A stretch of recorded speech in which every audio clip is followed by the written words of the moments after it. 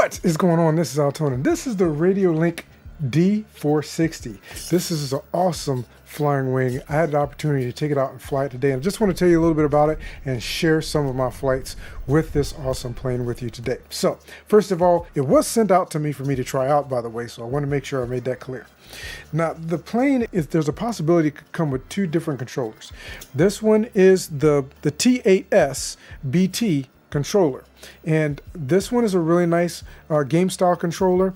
Nice little red control sticks on it. One of the main things I want to tell you about it is that when you take it out to fly it, make sure that you read through the manual carefully and you set the plane up to fly based on the instructions in the manual, because if you don't, you're going to find that you're going to have some issues like I did the first time I took it out to fly it, and I crashed it twice. One of the things that I would suggest that you also do is when you first receive it, inspect the plane.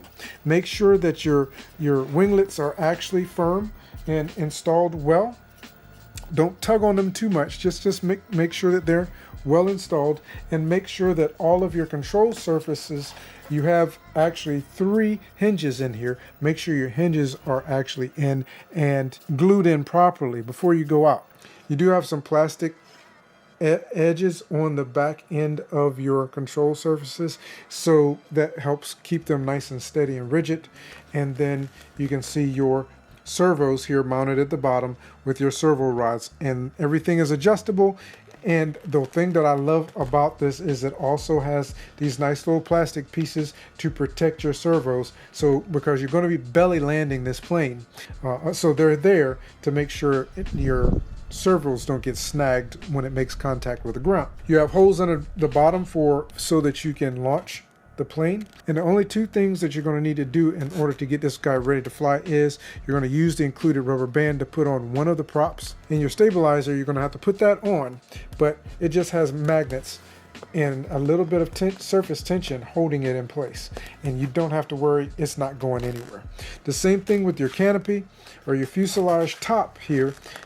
Is just held on with magnets, and then you have a place for your battery. It does come with Velcro to put on your battery, which I suggest that you do, so that you don't have to worry about the battery shifting around inside the plane while you're flying, which could actually affect your center of balance. And my only other suggestion is, if you're going to fly this plane, because she does have some speed, that you take it to a nice open space with not many trees, so that you have plenty of room so you can really open it up and just enjoy the flight experience.